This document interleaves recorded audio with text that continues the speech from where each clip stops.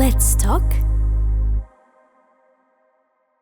এই যে উচ্চাঙ্গ সঙ্গীত, মানে যদিও তুমি যেটা বললে যে রাজ পরিবারে বেশি সেটা রাজন্য বর্গের দ্বারা হ্যাঁ, পৃষ্ঠপোষকতা ছিল বলে উচ্চাঙ্গ, সেই জন্য হয়তো। কিন্তু অ্যাকচুয়ালি এই যে লোকগীতি মানে অ্যাকচুয়ালি সাধনার পথে যদি লোকসঙ্গীত সেইভাবে যদি চর্চা করা হয়, সেটাও তো অ্যাকচুয়ালি তোমার সাধন মার্গে পৌঁছানোর রাস্তা। কবির বলো সাধন সঙ্গীত। আর আমরা জানো তো এই যে বাউল, ফকির, দরবেশ, সাঁই বা ঝুমুর, ভাওয়াইয়া সবাইকে বলি লোকসঙ্গীত। আসলে এই বাউল, ফকির, দরবেশ, সাঁই কিন্তু বাংলা সাধন সঙ্গীত। বাউল কিন্তু কোনো গান নয়, ফকিরি কোনো গান নয়, দরবেশি কোনো গান নয়, এগুলো গানের ধারা নয়। আচ্ছা, এগুলো জীবন যাপন। Baul is a art of living, জীবন যাপনের একটা ধারা। কতটা আলাদা, দর্শন একটা আলাদা, দেয়ার আর ডিফারেন্ট। কিন্তু এই জীবন দর্শনে যে গান উঠে আসে, তার সাধন পথে যে গান উঠে আসে, তাই বাউল গান। যে ফকিরি সাধনায় আছে, তার সাধন পথে যে গান উঠে আসে, তাই ফকিরি গান। বাউল, ফকির কিন্তু এটা একটা প্রথমেই ক্লাসিফাই করে দাও, এটা প্রথমেই ক্লিয়ার করে দরকার। এটা আমরা গান বলি, বাউল গান। আসলে এটা একটা জীবন দর্শন, জীবন ধারা, জীবন যাপন। তাতে যে গান উঠে আসে, যে সঙ্গীতের তারা চর্চা করে, সেটা বাউল গান। আচ্ছা, একটা প্রশ্ন আছে, সেটা হলো যে গুরু পরম্পরায় যেহেতু এটাও শিখতে হয়, যেরকম গুরুদেরও একটা লিনিয়েজ থাকে, সরস্বতী বা গিরি বা এরকম নানা রকম থাকে। তুমি যে বলছিলে বাউল বা দরবেশ, এই যে তোমার যিনি গুরু, হ্যাঁ, যে সারনেম আর কি, সারনেম হিসেবে থেকে যায়, মানে যে গুরুর থেকে আমি শিখছি তার সারনেমটাই আমি নিচ্ছি। তো এগুলো এক একটা বা ফকির, হ্যাঁ, এক একটার থেকে কতটা আলাদা, এবং একটু যদি বলো। আলাদা কি বলতে পারি না মনে হয়। আমাদের বাংলা সাধন সঙ্গীতকে আমরা চারটে মূল ধারায় দেখি: বাউল, ফকির, দরবেশ আর সাঁই। রসিক জনেরা বলেন তার উপরে আর কিছু নাই। আচ্ছা, লালন গীতি যেটা লালন ফকির কিন্তু, আচ্ছা উনি ফকির, লালন না, লালনকে আমরা ফকিরও বলি, কখনো সাঁইও বলি। লালনকে এর থেকে আলাদা রাখতে হবে। লালনের ভাবনায় কখনো বাউল, আবার প্রয়োগে কখনো ফকিরি। মানে ওনার যা গানের ইন্টারপ্লে, লালনের গানকে আমরা দরবেশি গান কেন বলি না, তার একটা অন্য কারণ আছে, সেটা বলে দিচ্ছি। বুঝিয়ে দিচ্ছি তোমাকে। এবারে লালনের গান কিন্তু,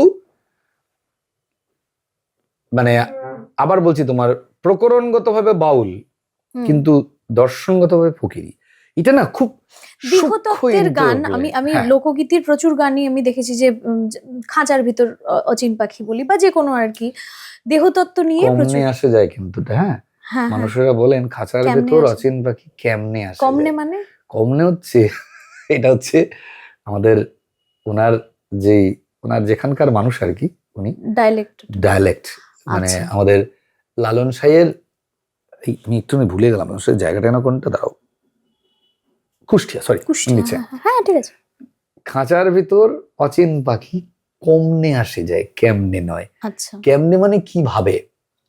আর কুষ্টিয়ার আঞ্চলিক ভাষায় কমনে মানে কোন দিক থেকে। ওকে, যে খাঁচার ভেতর অচিন পাখি কিভাবে আসে যায় না, কোন দিক দিয়ে আসে যায়। আচ্ছা আচ্ছা আচ্ছা আচ্ছা, কোন দিক দিয়ে আসে যায়, এবং তাকে তুমি কি নামে ডাকবে। হ্যাঁ, তুমি যে নামেই ডাকো না কেন, সে তোমার সোল। দেখো, বাড়ির কাছে আসছে না গো, লালন গীতির ক্ষেত্রে সেটা পড়শি বসত করে। আমি একদিনও না দেখলাম তারে। পড়শি আমার অল্টার ইগো, আমার মধ্যে যে থাকে, তাকেই রবীন্দ্রনাথ বলছেন অচিন মানুষ, যাকে চেনা যায় না, অচিন। আর লোকসাধকরা বলেন অধর, যাকে ধরা যায় না। হ্যাঁ, তো হ্যাঁ, বাউল, ফকির, দরবেশের সাঁই, চারটে এই দেহতত্ত্ববাদী বা সাধন তত্ত্বের গানের চারটে ধারা। এবার তুমি বলতে পারো যে তাহলে কি এটা লোকসঙ্গীত নয়? তাহলে আবার ঝুমুর বা ভাওয়াইয়া বা ভাটিয়ালি, মানে আমি একদমই জানি না, সেই কারণেই জানার চেষ্টা করছি। তোমাকে আমি শুরুতেই একটা বলেছিলাম লোকসঙ্গীতের সংজ্ঞা: শ্রমজীবী মানুষের শ্রম লাঘব করার গান, আর শ্রমজীবী মানুষের অবসর বিনোদনের গান, অবসর বিনোদন। এই গানগুলো শ্রমজীবী মানুষকে অবসর যাপনের সঙ্গী হয়েছে। এবং এই গভীর নিবিড় গান, এই আধ্যাত্মিকতার অন্য আলো, এটা কিন্তু নাগরিক মানুষজন যতটা না বুঝেছে তার থেকে অনেক মানুষ, গ্রামীণ মানুষ বুঝেছে, যেহেতু তারা মাটির কাছাকাছি থাকে, তারা এটাকে আপন করে নিয়েছে। এবং এই গানের ধারা, আবারও বলছি, সমান্তরাল, প্রান্তিক নয়, মূল ধারার সঙ্গে সঙ্গে এটাও চলেছে। আজকে দেখো রবীন্দ্রনাথ যতটা প্রাসঙ্গিক, লালন সাঁইও ততটাই প্রাসঙ্গিক, এবং যত দিন গেছে এই গানের প্রাসঙ্গিকতা তত বেড়েছে বলতে পারি। এবং বারবার এই কথাটা বিভিন্ন সময় উঠে আসে যে নাগরিক সংস্কৃতি, নাগরিক গান যখন বন্ধা হয়, আনপ্রোডাক্টিভ হয়, তখন কিন্তু নাগরিক মানুষ বারবার গিয়ে লোকসঙ্গীতের কাছে হাত পাতে। তুমি দেখো একটা ট্রেন্ড আজকের সমস্ত মানুষ যারা মেইন স্ট্রিম গান বাজনা করছে, সে তুমি ব্যান্ড বলো, তুমি রেট্রো বলো, তুমি দেখবে তার 10টা সং লিস্টে কিন্তু 2টো ফোক আছে। সেটা কিন্তু শুধুমাত্র জমি দেওয়ার জন্য নয়, কিন্তু তার কারণ এটা কানেক্ট করতে পারছে। মানে জমছেও বা কেন, আমি যদি দেখি ঝুমুরের যে ছন্দ, হ্যাঁ সেটা ঝট করে মানুষ এতটা কানেক্ট করে ফেলছে আর কি, যেটা অন্য গানে হয়তো সেইটা সেট হতে অনেকটা টাইম লাগছে।